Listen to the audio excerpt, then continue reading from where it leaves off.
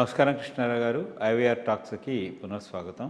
రాజకీయాల్లో మనము చూస్తుంటే చరిత్ర చెప్పిన పాఠాలు ఏంటంటే చాలామంది సెల్ఫ్లెస్గా స్వరాష్ట్రం గురించి ధర్మాన్ని గురించి పోరాడి రాజకీయ నాయకులుగా అంటే ఏ విధమైనటువంటి లాభాపేక్ష లేకుండా ఓన్లీ సమాజ సేవ చేయాలనే ఉద్దేశంతో రాజకీయాల్లోకి వచ్చిన మొట్టమొదట్లో చాలామంది వాల్యూ బేస్డ్ పొలిటీషియన్స్ని మనం చూసాము. ఆ తర్వాత నెమ్మదిగా డైగ్రెస్ అయిపోయి రాజకీయాలు ఎట్లాగైపోయాయంటే కులం ప్రాతిపదిక మీద లేకపోతే వీటి మీద అనమాట. అది అంటే రాజకీయం అనేది ఒక వ్యాపారం కింద మారిపోయింది. ముఖ్యంగా ఏంటంటే మనకి ఆంధ్రప్రదేశ్లో మనం చూసేటైతే మొదటి నుంచి చూసేటైతే ఈ రాజకీయ అధికారం అనేది 2-3 వర్గాల్లో కాపులు, రెడ్లు, తర్వాత కమ్మవాళ్ళు ఇట్లాంటి వీళ్ళలో ఎత్తయింది. అట్లాంటి వర్గానికి చెందిన వాళ్ళు ఒక ముఖ్యమైనటువంటి వ్యక్తి అంటే ఇన్ఫ్యాక్ట్గా కాకినాడ దగ్గర కిర్లంపూడి అనుకుంటారు. కిర్లంపూడికి దగ్గరైనటువంటి ముద్రగడ పద్మనాభం గారు ఐ థింక్ గత 3 దశాబ్దాలుగా తనదైనటువంటి ఒక ముద్రను మరి రాజకీయాల్లో చూపించుకుంటూ వచ్చారు. ఇన్ఫ్యాక్ట్ మనం కరెక్ట్గా విశ్లేషణ చేసేటట్టయితే మరి తూర్పుగోదావరి జిల్లా, పశ్చిమ గోదావరి జిల్లా వీటిలో ఈ కాపు సామాజిక వర్గం చాలా ఉంది. ఓవరాల్గా చూసుకున్న కాపుల సంఖ్య కంపారిటివ్గా చూసుకుంటే ఆంధ్రప్రదేశ్లో అందరికన్నా ఎక్కువగా ఉంటుంది. అటువంటి మరి కాపు నాయకుడు ముఖ్యమంత్రి కావాలని చెప్పేసి ఉద్దేశంతో ఆయన ప్రస్థానం నెమ్మదిగా మొదలుపెట్టి అంచెలంచెలుగా ఎదిగి అటు తెలుగుదేశం పార్టీలోను, కాంగ్రెస్ పార్టీలోను, వైఎస్ఆర్సీపీ పార్టీలోను ఆయన ఒక్కొక్కసారి ఆయనకు అనుకూలంగా ఉండేటట్టు చేశారు. వాళ్ళ సామాజిక వర్గాన్ని కూడా కొంత హెల్ప్ చేయడానికి చేశారు. తర్వాత కొంచెం కాంట్రవర్సీలోకి వచ్చి ఇది చేశారు. సరే, ఆయన మొన్న లాస్ట్ వీక్ ఆయన పరమపదించడం నిజంగా అంటే ఒకటి కాపు సామాజిక వర్గానికి ఒక పెద్ద లాస్ అని చెప్పుకోవచ్చు. బట్ ఆ తర్వాత మళ్ళీ అటువంటి లీడర్ వస్తారా లేదని మరి పెద్ద వాళ్ళందరూ చిరంజీవి గారు లాంటి వాళ్ళు, పవన్ కళ్యాణ్ వీళ్ళందరూ ఆయనకి శ్రద్ధాంజలి ఘటించారు. మీకు తెలిసి ఈ ముద్రగడ పద్మనాభం గారి యొక్క రాజకీయ ప్రస్థానము ఆయనలో ఉండేటువంటి అంటే యాజ్ ఎ లీడర్ ఆయన ఎట్లా ఏం చేశారు, దీని మీద ఏంటంటే ఒక చిన్న ఇదేంటంటే అవుట్ ఆఫ్ కాంటెక్స్ట్ కూడా చెప్పడం అంటే ఆయనకు తెలియకుండా ఆయన మాట లేదని చెప్పి ఆయన కూతురు ఏది పవన్ కళ్యాణ్ పార్టీలో జాయిన్ చేశారు, కూతురు కూడా దూరంగా పెట్టారు. మన అంత్యక్రియలు కూడా వాళ్ళు అలవ్ చేయకపోవడం అదంతా ఒక చిన్న విచారకరమైన విషయం. సో దీని మీద ఈ ముద్రగడ పద్మనాభం గారు మరణం అంటే అది ఆరోగ్యరీత్యా ఏర్పడింది. సో ఆయన యొక్క వ్యక్తి యొక్క గుణగుణాల గురించిను ఆయన యొక్క రాజకీయ దీని గురించి కొంచెం వివరణ ఇవ్వగలరా? 1983 ఆనాటి ఆంధ్రప్రదేశ్ రాష్ట్రంలో రాజకీయంగా ఒక టర్నింగ్ పాయింట్. అదే ఎన్టీ రామారావు గారు, తెలుగుదేశం ఒక క్రాప్ ఆఫ్ యంగ్ లీడర్స్ వచ్చారు. ఎందుకంటే ఆయన పార్టీ కొత్తగా పెట్టాడు, క్యాండిడేట్స్ లేరు. సో ఎవరైనా కాస్త ప్రాస్పెక్టివ్గా ఉన్న వాళ్ళందరినీ తీసుకొని వాళ్లకు టికెట్లు ఇవ్వడం జరిగింది. ఇన్ఫ్యాక్ట్ అప్పట్లో చేకూరు కాసాయి అంటూ ఉండేవాడు, సార్ వీళ్ళెవరు సమితి ప్రెసిడెంట్లు కూడా అయి ఉండేవాళ్ళు కాదు సార్, సడన్గా మినిస్టర్లు అయిపోయినారని. సో ఆ రకంగా వచ్చినటువంటి చాలామంది యువ నాయకుల్లో ప్రధానుడు ముద్రగడ పద్మనాభం, యనమల రామకృష్ణుడు, జానారెడ్డి, ఇంత చాలామంది ఉన్నారు, కేఈ కృష్ణమూర్తి. ఇన్ఫ్యాక్ట్ ఆ రోజు చంద్రబాబు నాయుడు గారు తెలుగుదేశం తరఫున ఎమ్మెల్యే కాదు, వీళ్ళందరూ ఎమ్మెల్యేలై మినిస్టర్లు అయి అప్పట్లో ఉన్న వాళ్ళలో వీళ్ళలో ఒకడు. ఈయనవి 2 ప్రధానమైనటువంటి వ్యక్తిత్వాలు. యాక్చువల్లీ దానివల్లనే ఆయన ఇంకొద్దిగా రాజకీయాల్లో ఎదిగే అవకాశం, చీఫ్ మినిస్టర్ అయ్యే అవకాశం కూడా ఉండిందా క్వశ్చన్ మార్క్ ఉండేది. కొద్దిగా ఈ బ్యాలెన్సింగ్ చేసుకొని పోయింటే చాలా ముందుకు వెళ్ళిపోయి ఉండేవాడు. అక్కడనే దెబ్బతిన్నాడు.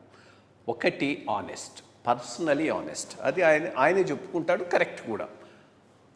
పర్సనలీ ఎంత ఆనెస్ట్ అంటే ఏదో వాళ్ళ నాన్నకు నేను ప్రమాణం ఇచ్చాను ఆనెస్ట్గా ఉంటానని, అందుకని ఆనెస్ట్గా ఉన్నానని ఆనెస్ట్గా కలిపారు. బట్ ఆనెస్టీని బేస్ చేసుకొని ఒక నిజాయితీతో కూడిన పరిపాలన కోసంగా కృషి చేయలేదు. నేను ఆనెస్టు, నేను చెప్తున్నాను మీరు చేయండి, అది డిసానెస్ట్ అయినా చేయమనేవాడు. సో అక్కడ ఐ థింక్ అది ఒక పెద్ద లోపం. అక్కడ ఆయనకున్న ఆనెస్టీకి నిజాయితీ, యాంటీ కరప్షన్ క్రూసేడు ప్రధానంగా పెట్టుకొని గనక ఆయన ముందుకు పోయి ఉంటే ఎక్కడో ఉండుండేవాడు. సో అదొక బేసిక్ ఫ్లా ఆయనకు. ఆ ఉన్న నిజాయితీని బేస్గా చేసుకొని రాజకీయాలు ఎదగటానికి గట్టిగా కృషి చేయలేదు. రెండోది, సామాజిక వర్గమే అంతా అన్నట్టుగా ముందుకు పయనం చేయటం. అది బేస్గా పెట్టుకొని రాజకీయాల్లో ఎదగటానికి ప్రయత్నం చేస్తుంటే ఆయన కూడా ఇంకెక్కడో పోయేవాడు. బ్రాడర్ కోయలేషన్ బిల్డింగ్కి ఏ రోజు ప్రయత్నం చేయలేదు. స్పెసిఫిక్గా కాపీ కమ్యూనిటీ లీడర్గానే ఐడెంటిఫై అయ్యాడు, దానిగానే ముందుకు పోయినాడు. అంతకు మించి బ్రాడ్ కోయలేషన్ కోసంగా ప్రయత్నం చేసి ఉంటే చీఫ్ మినిస్టర్ క్యాండిడేట్ ఆయన. మూడోది, అన్నిటికీ మించి అలుగుతాడు, అలాగే వెళ్ళిపోతాడు, ముందుకు తీసుకుపోడు. అదొక పెద్ద ఫ్లా మనుషులు. వీటన్నిటిని మించి ఇంకోటి ఆయనతో ఉన్న గొప్ప విషయం ఏంటంటే పెద్ద హోస్ట్, మంచి హోస్ట్. చాలా చాలా ఏదైనా డిన్నర్ ఇచ్చాడంటే పర్సనల్గా ఇది చేసి చేస్తాడు. అదే మనకు ఏది ఏదో ఒకటి ఆర్ఎంపీ అని సినిమాలో ఒకటి ఉంది, దాంట్లో ఒకటి నుండి చూపెడతాడు. ఆ సినిమాలో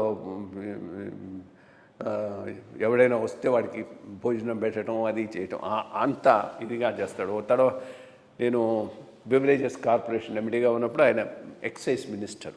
సో ఏదో లంచ్ డిన్నర్ హోస్ట్ చేశాడు. చాలా బాధపడిపోయినారు.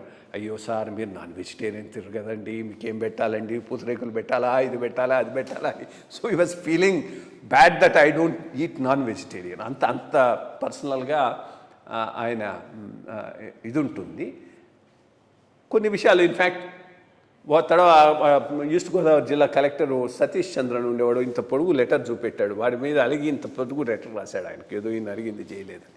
సో కొంత ఈ ఈడియోసింక్రసీస్ అంటారే అవి ఉన్నాయి. అవి కనుక సరిగ్గా ఐరన్ అవుట్ చేసుకొని బ్రాడర్ కోయలేషన్ బిల్డింగ్ కోసంగా ప్రయత్నం చేసి ఉంటే ఈయనకున్న ఆనెస్టీకి దాన్ని బేస్గా తీసుకొని ఆనెస్ట్ గవర్నమెంట్ కోసంగా కృషి చేసి ఉంటే ఎక్కడో ఉండాల్సిన వాడు ఈ కమ్యూనిటీకి కన్ఫైన్ అయిపోవటం, తనకున్న ఆనెస్టీని లివరేజ్ చేసుకుంటూ బ్రాడర్ అడ్మినిస్ట్రేటివ్ పొలిటికల్ స్ట్రక్చర్లో రిఫార్మ్స్ కోసం ప్రయత్నించకపోవటం వలన ఆయన ఫుల్ పొటెన్షియల్ను చేసుకోలేకపోయినాడు. ఇదేమైనా గుడ్ మ్యాన్. ఐ మీన్ కొంత ఈ లిమిటేషన్స్ పక్కన పెడితే మోర్ ట్రాన్స్పరెంట్ మ్యాన్. ఏదైనా బయటకు అనేస్తాడు పెద్దగా. అదొక పెద్ద లోపం ఆయనతో. రాజకీయాల్లో చాలామంది డీప్గా ఉంటారు, ఆ డీప్నెస్ లేదు. సో ఇది బాగానే తెలుసు. కలిసి పనిచేశాను, ఆయన డిపార్ట్మెంట్లో పనిచేశాను. బేసిక్గా అదే ఎక్సైజ్ మినిస్టర్గా ఉన్నప్పుడు అప్పట్లో నేను బెవరేజెస్ కార్పొరేషన్ ఎండీగా ఉండేవాడిని. Good person to deal with. In fact అదే అక్కడ కూడా సేమ్ ఆ కమ్యూనిటీ యాంగిల్ వద్ద దెబ్బతిన్నాడు. మేము బెవరేజెస్ కార్పొరేషన్లో ఉన్నప్పుడు ఎవరో ఒక అతన్ని తీసుకురావడానికి చాలా ప్రయత్నం చేశాడు. అప్పుడు కాబట్టి సరిపోయింది. ఇప్పుడు ఏంటి ఈజీగా అయిపోయి ఉండేది. అప్పుడు ఏమైంది, అది నాకు ఇష్టం లేదు, కమిషనర్కి ఇష్టం లేదు, సెక్రటరీకి ఇష్టం లేదు. సో ముగ్గురం కలిసిపోయి అతన్ని తీసుకొచ్చి ఇక్కడ పెడితే కార్పొరేషన్ దెబ్బతింటుంది సార్ అని గట్టిగా మాట్లాడి మీకు కావాల్సిన వాళ్ళని పెట్టుకోనండి, మేము దేనికి, మీరు మీ పనులు మీరు చేసుకోండి, మా దేనికి అని మా మీద అతని మీద కోప్పడ్డాడు. కానీ but we were able to prevent it. ఎందుకంటే as an official team secretary, commissioner, ఎంటీ ఒకటే నో అనేటప్పటికీ ఓవర్ రూల్ చేయలేకపోయినాడు. ఆ రోజు ఇంకా ఆ సిస్టమ్ ఉండింది. ఈ రోజు అయిన ఉంటే జస్ట్ లైక్ ఇమ్మీడియట్గా తను అనుకున్న వాడిని పెట్టేసుకొని ఉండేవాడు. సో ఇది బ్రాడ్గా అవుతున్న రిలేషన్షిప్. నమస్కారం అండి, మంచి విషయాలు చెప్పారు.